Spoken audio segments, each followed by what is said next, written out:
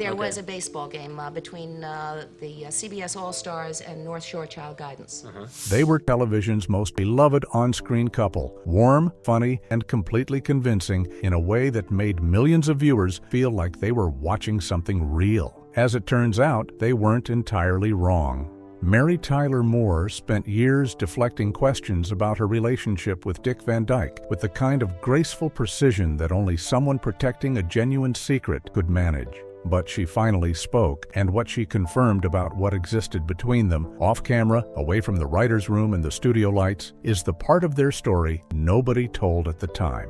The beginning wasn't so perfect. Mary Tyler Moore was born in Brooklyn in December 1936 into a middle-class Irish Catholic family. Her parents could trace their roots back to the antebellum South, but Mary was never interested in looking to the past. From an early age, she was focused on the future. More than anything, she dreamed of performing, convinced that she belonged in front of an audience. Years later, that same spotlight would not only make her a television icon, but also reveal the personal struggles she worked so hard to hide. Long before Hollywood knew her name, Mary already knew exactly what she wanted. As a little girl, she loved entertaining anyone who would watch. She later admitted that she had always craved attention, describing herself as someone who had been showing off since she was about 3 years old. At the time, that simply meant sharing her talent. She had no idea that one day the public would become just as interested in the painful parts of her life as they were in her success. Still, chasing that dream was not easy. Growing up in a strict household in Brooklyn placed her far from the glamour of Hollywood. But one family member recognized her potential. Mary's uncle saw the spark in her and encouraged the family to move to Los Angeles, believing she would have a better chance at turning her dream into reality.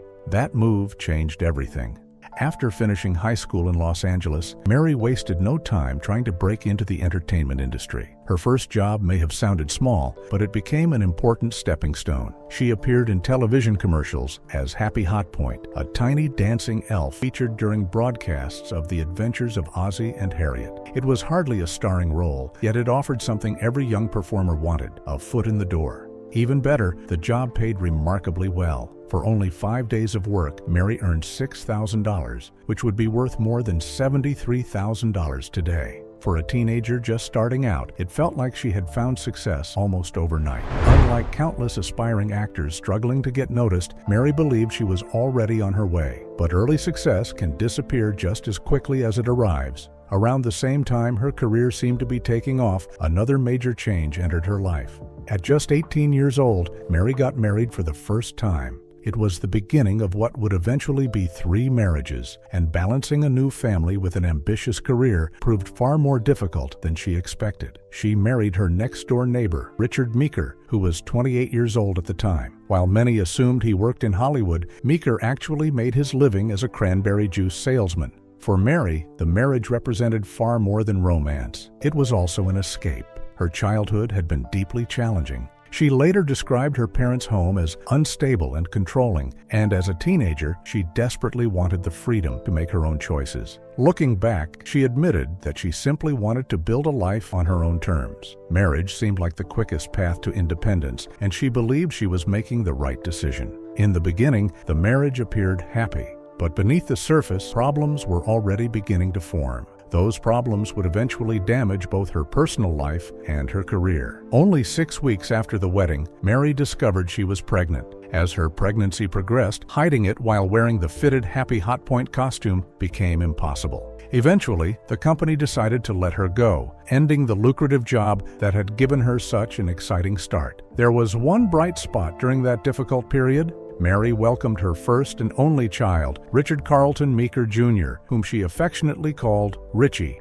Becoming a mother brought joy, but it was not enough to hold the marriage together. By 1962, Mary and Richard Meeker had divorced. Although Mary seemed to recover from the breakup, the separation was much harder on her young son. Richie was still a child when his parents split, and he struggled to adjust. His school performance declined, and he eventually spent much of his time living with Mary's mother. Despite everything happening in her personal life, Mary refused to give up on her career. Once she was ready to return to work, she accepted whatever opportunities she could find. She posed anonymously for album covers and auditioned for television roles, determined to rebuild the momentum she had lost. One of those auditions was for The Danny Thomas Show. According to Danny Thomas, she narrowly missed getting the part because he felt his television daughter could not have such a small nose. It was an unusual reason to lose a role, but the rejection turned out to be far less important than it first seemed. Even though he did not cast her, Danny Thomas remembered her talent. Between 1957 and 1959, Mary continued picking up small, mostly uncredited roles while waiting for her big break. Ironically, one of the performances that attracted attention did not even show her face. In Richard Diamond, Private Detective, she played a glamorous receptionist who was seen only from the neck down, with the camera focusing almost entirely on her legs. It was a minor role, but it was enough to keep people talking. Most importantly, Danny Thomas never forgot her. Convinced that she had the talent to become a star, he personally recommended her for the role of Laura in a new television series being produced by Carl Reiner.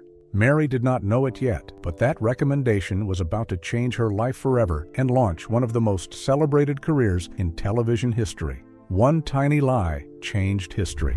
You see, Danny Thomas believed Mary had something special, so he personally recommended her for the role of Laura Petrie in Carl Reiner's new sitcom, The Dick Van Dyke Show. It was an opportunity that dozens of actresses desperately wanted. More than 60 performers reportedly competed for the role, making it one of the most sought-after auditions in television. Surprisingly, Mary was not immediately excited about it. At first, she felt uncertain about the project and needed plenty of encouragement from her agent just to attend the audition. But the moment she read the script and learned more about Laura Petrie, everything changed. She instantly connected with the character and knew she wanted the role. There was just one problem. The producers felt she looked too young to convincingly play the wife of Dick Van Dyke's character. Afraid that her age would cost her the opportunity, Mary made a risky decision. She told the producers she was older than she actually was, hoping it would remove any doubts they had about casting her. Her concerns were understandable, because even Dick Van Dyke shared those same doubts. Already in his mid-30s, he wondered whether audiences would believe them as husband and wife, with more than a decade separating their ages. Looking back years later, he admitted that his first impression was that Mary was strikingly beautiful, but very young. He also questioned whether someone with so little experience could handle the demanding comedy the series required. Those concerns disappeared almost immediately. Within just a few episodes, Mary proved she belonged. Her sharp comedic instincts, effortless timing, and natural confidence won over everyone who had questioned her casting. Van Dyke later described watching her grow into one of television's greatest performers as a privilege, calling her one of the finest talents he had ever worked with. Eventually, the producers discovered that Mary had not been truthful about her age. Instead of firing her or making an issue out of it, they found the whole situation amusing. In fact, they liked the story so much that they later turned it into the plot of one of the show's episodes. Not everyone, however, was quite as amused. Although Dick Van Dyke eventually became one of Mary's biggest supporters, he admitted that she had to earn his confidence. It did not take long. Her performances quickly erased every doubt he had, and before long, he became one of her strongest admirers. She also impressed Carl Reiner in ways he had never expected. Originally, Reiner had planned for Rose Marie's character, Sally Rogers, to serve as the show's primary female comedic force. But Mary's performance changed those plans. Week after week, Laura Petrie became funnier, more confident, and increasingly central to the show's biggest moments. Her popularity with audiences naturally led the writers to expand her role. That shift was not welcomed by everyone. Rose Marie remained a valued member of the cast, but reports from behind the scenes suggested there was some tension as Mary's star continued to rise. While the two actresses remained professional, their relationship was often described as cool rather than close. As all of this unfolded, Mary was quietly dealing with challenges in her personal life. Her marriage to Richard Meeker had come to an end while the series was still on the air. The writers even acknowledged the change in a subtle way by changing Laura Petrie's maiden name from Meeker to Meehan after Mary's divorce became final. It was another example of how her real life occasionally found its way into the fictional world she portrayed every week. As time passed, Dick Van Dyke and Mary Tyler Moore became so convincing as television spouses that many viewers assumed they were married in real life. Their chemistry was simply that believable. There were certainly genuine feelings between them, though not in the way many fans imagined. Mary later admitted that she initially had a crush on Van Dyke, while he eventually described their relationship as one that evolved into something much closer to a brother and sister bond. Their friendship became one of the defining relationships of both their careers. While romance never developed between them, Mary discovered something equally important through the show. She became one of America's biggest television stars, and without intending to, a fashion icon as well. At a time when television wives almost always appeared in dresses and aprons, Laura Petrie regularly wore fitted capri pants around the house. It may seem ordinary today, but in the early 1960s, that choice challenged long-standing television conventions and immediately caught viewers' attention. Behind the scenes, the decision sparked heated debates. Sponsors and network executives worried that pants were too bold for a housewife on television. Traditional expectations still dictated that women should wear dresses both inside and outside the home, and many believed audiences would reject a leading female character dressed differently.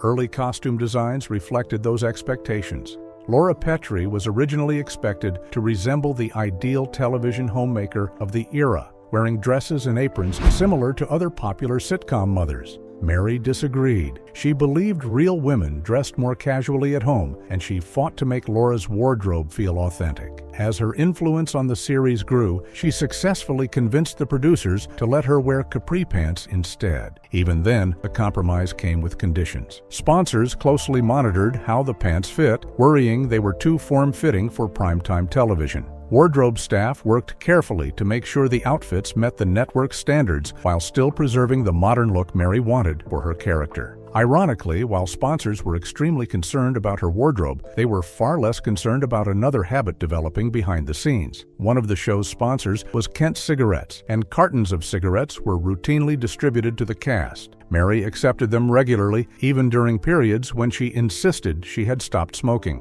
The free cigarettes only reinforced a habit that would become one of the personal battles she struggled with for years. And while viewers remained fascinated by the chemistry between Mary and Dick Van Dyke, another relationship was quietly beginning behind the scenes. It was during the Dick Van Dyke Show that Mary met television executive Grant Tinker, the man who would become her second husband. Like Mary, Tinker had recently gone through the end of a marriage, but while Mary wanted time to recover from her divorce, Tinker immediately knew he wanted to pursue a relationship with her. The timing could hardly have been more unexpected. The same day newspapers reported that Mary's divorce had become public, Tinker asked her to dinner. Still emotionally exhausted, she politely declined, explaining that she needed time before beginning another relationship. Most people would have accepted the answer and moved on. Grant Tinker did not. He continued reaching out, hoping she would eventually change her mind. After she turned down dinner, he invited her to spend a weekend in Palm Springs. Once again, she refused, making it clear she was not ready.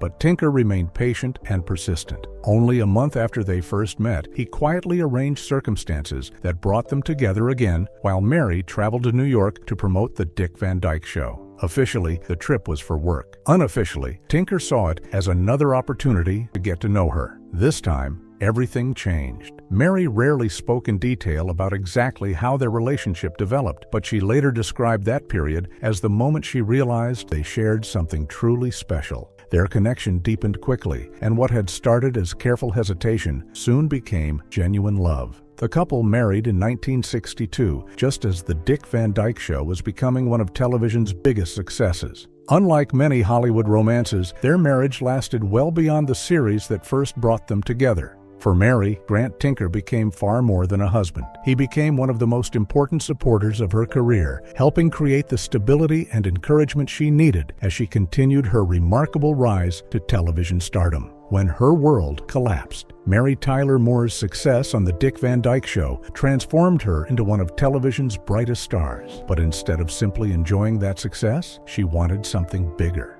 Together with her husband, Grant Tinker, she launched a new series that would put her at the center of the story, The Mary Tyler Moore Show. The Mary Tyler Moore Show won an astonishing 29 Emmy Awards during its run. Mary herself earned 3 Emmy Awards for Outstanding Lead Actress, along with the Actress of the Year honor, and she remained a regular nominee throughout the series. Its influence reached far beyond its own success. Years later, actress Candice Bergen openly acknowledged that Murphy Brown would never have existed without the Mary Tyler Moore Show. Mary's groundbreaking portrayal had opened doors for a new generation of strong, independent female characters on television. After 7 highly successful seasons, the creative team faced a difficult decision. Co-creator Alan Burns believed the show should end while it was still at its best, rather than continue until audiences lost interest. It was the right creative choice, but it was an emotional one. No one wanted the journey to end. Mary especially loved going to work each day. She cherished the cast, the crew, and the family they had built together over the years. In fact, she was one of the last people to accept that the series had reached its conclusion.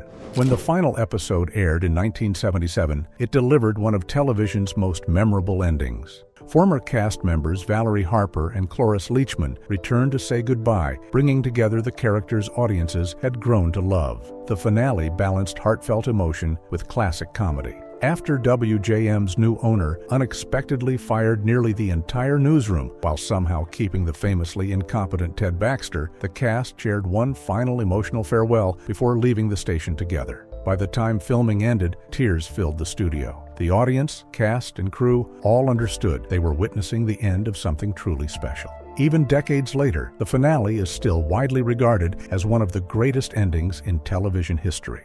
Professionally, Mary seemed ready for her next chapter. With her sitcom behind her, she turned her attention toward film, eager to explore new creative opportunities. But while her career continued moving forward, her personal life began to unravel. In 1978, tragedy struck when her younger sister, Elizabeth, died at just 21 years old from an overdose involving alcohol and medication. Questions immediately surrounded the circumstances, and although the coroner ruled the death a suicide, Mary firmly believed it had been a tragic accident. At the same time, her marriage to Grant Tinker was quietly falling apart. From the outside, they appeared to be one of television's most successful couples. Behind closed doors, however, the relationship was becoming increasingly strained. In her memoir, Mary admitted that despite all her professional success, something was missing at home. She remembered proudly telling Grant that they were about to become television's golden couple after he accepted a major position at NBC. Looking back, she realized she had overlooked the warning signs that their marriage was already beginning to drift apart. Their demanding careers left little time for one another.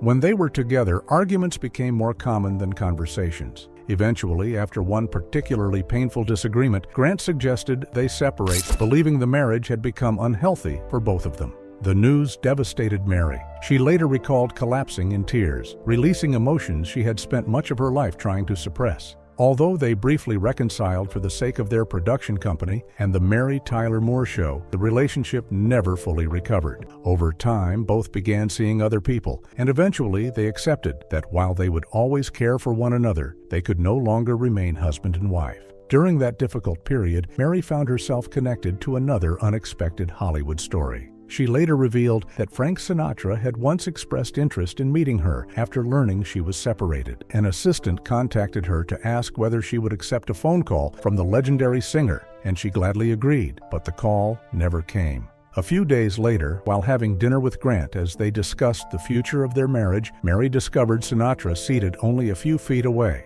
He walked over to greet her, but nothing more ever came of it. She later reflected that Sinatra possessed a remarkable presence, saying very few people had ever looked at her with such intensity and understanding. Still, compared to what was coming next, even the collapse of her marriage would seem small. The year 1980 became the most painful chapter of Mary Tyler Moore's life. As her divorce from Grant Tinker was being finalized, she received a phone call before sunrise that changed everything. It came from Grant. He was not calling about their marriage. He was calling to tell her that their only child, Richie, had died.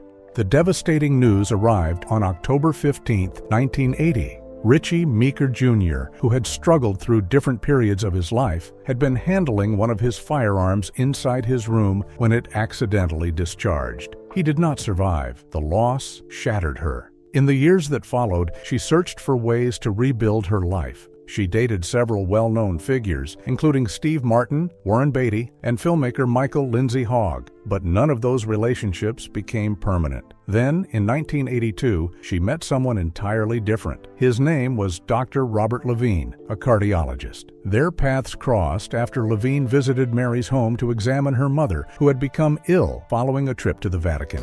During that visit, he and Mary immediately connected. Despite an age difference of nearly 20 years, the relationship grew quickly. They married in November 1983, and Mary later credited Robert with bringing stability, compassion, and renewed hope into her life. His greatest impact, however, happened away from the spotlight. The final years. Few understood. For years, Mary had quietly battled alcoholism. The roots of that struggle stretched back to childhood. Her mother suffered from severe alcohol addiction, while her father remained emotionally distant. Those painful experiences left lasting scars that Mary eventually tried to numb with alcohol. After marrying Levine, she finally sought help. She entered the Betty Ford Center, committed herself to recovery, and achieved sobriety. She often credited Robert's unwavering support for helping her through one of the hardest periods of her life. Sobriety also gave her the strength to quit another long-standing habit. After smoking heavily for decades, sometimes as many as 3 packs a day, she finally gave up cigarettes. Unfortunately, years of smoking, drinking, diabetes, and emotional stress had already taken a significant toll on her health. Doctors had diagnosed Mary with type 1 diabetes in 1969 while she was recovering from a miscarriage. The diagnosis came as a complete shock. Routine blood work revealed her blood sugar level had reached an astonishing 750, far above the normal range. Managing diabetes in the late 1960s was far more difficult than it is today. Home glucose monitoring did not yet exist. Treatment options were limited, and living with the disease required constant adjustment. Despite those challenges, Mary refused to let the diagnosis define her. She became one of the nation's leading advocates for diabetes research and eventually served as the international chair of the Juvenile Diabetes Foundation. Behind the scenes, however, the disease continued progressing. Over time, diabetes severely damaged her eyesight through diabetic retinopathy. She underwent eye surgery in 1989 to preserve her vision, but her eyesight continued to decline until she was nearly blind during the final years of her life. Her health challenges extended beyond diabetes. In 2011, she underwent surgery to remove a benign brain tumor. Heart and kidney complications followed, gradually limiting her mobility and independence. When she accepted the Screen Actors Guild Life Achievement Award in 2012, viewers watching on television saw another graceful appearance from a beloved icon. Few realized she could barely see. Behind the scenes, production staff quietly helped her onto and off the stage because navigating it alone had become impossible. By 2014, those closest to Mary acknowledged that her health had deteriorated significantly. Her husband, Dr. Robert Levine, later explained that losing her independence was perhaps the hardest part for someone who had always been active, energetic, and physically expressive. Close friend Betty White also shared that Mary's failing eyesight had become one of her greatest struggles. Finally, in January 2017, Mary Tyler Moore passed away at the age of 80. Mary Tyler Moore finally speaks on her affair with Dick Van Dyke. Back in the early 1960s, The Dick Van Dyke Show was much more than a hit sitcom. In many ways, it was ahead of its time. The series pulled back the curtain on television itself, following a team of comedy writers as they brainstormed jokes and produced a weekly variety show. It gave audiences a rare look at the creative process behind the programs they loved, something very few shows had ever attempted. The idea came straight from creator Carl Reiner's own experiences. Before creating the series, Reiner had worked as a writer on Your Show of Shows alongside comedy legends. Wanting viewers to see what life was really like inside a television writer's room, he transformed those real-life experiences into a sitcom that felt fresh, smart, and surprisingly authentic. Dick Van Dyke starred as Rob Petrie, a television writer whose life closely mirrored Reiner's own. While much of the show focused on the fast-paced world of comedy writing, its heart was found at home. Rob constantly balanced the demands of his career with family life alongside his wife Laura, played by Mary Tyler Moore, and their young son, Richie. When the show premiered in 1961, Dick Van Dyke was already an established star in his mid-30s. Fresh off the success of the Broadway musical Bye Bye Birdie, he had already earned widespread recognition and was one of television's most promising leading men. Mary Tyler Moore, on the other hand, was only in her mid-20s and was still largely unknown. Aside from a handful of small television roles, she had little experience in major productions, but that changed almost immediately. As Laura Petrie, she won audiences over with her warmth, charm, and impeccable comedic timing. Before long, viewers weren't just tuning in for Rob Petrie anymore. Laura had become one of the show's biggest attractions, prompting the writers to devote more attention to her character and family life than they had originally planned. A big reason the series worked so well was the remarkable chemistry between its two stars. Their relationship on-screen felt effortless because it grew from a genuine friendship off-screen. They respected one another deeply, and that bond remained strong for the rest of their lives. Even so, Dick Van Dyke later admitted that he was not immediately convinced Mary was the right choice for the role. In his autobiography, he recalled wondering whether an actress with so little experience could handle the demanding comedy the series required. Those doubts disappeared almost as soon as filming began. Mary quickly proved she was far more than simply the calm presence balancing Rob's energetic personality.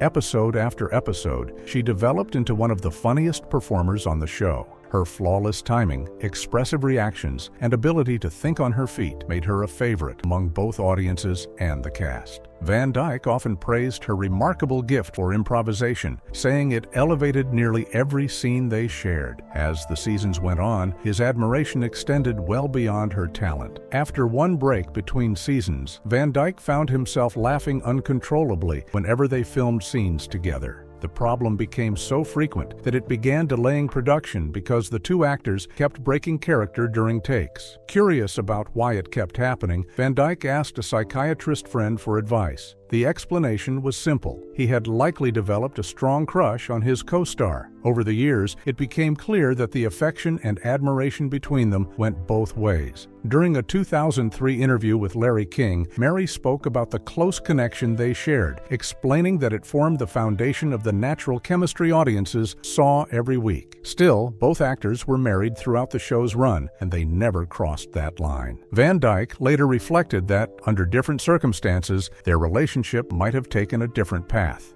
But they remained committed to their spouses, choosing instead to build a lasting friendship based on mutual respect and admiration. When The Dick Van Dyke Show ended in 1966, the two naturally went in different directions as their careers continued to grow. For Mary Tyler Moore, the series had been the breakthrough that introduced her to America. It proved she possessed extraordinary comedic talent and established her as one of television's brightest stars. Even then, her greatest success was still ahead. In the 1970s, she reached an entirely new level with The Mary Tyler Moore Show. The series broke new ground by centering on an independent career woman, helping redefine what female lead characters could be on American television and influencing generations of sitcoms that followed. More than 3 decades after their first season together, Dick Van Dyke and Mary Tyler Moore reunited for an interview with Larry King in 1999. Looking back on their years together, the affection between them was still obvious.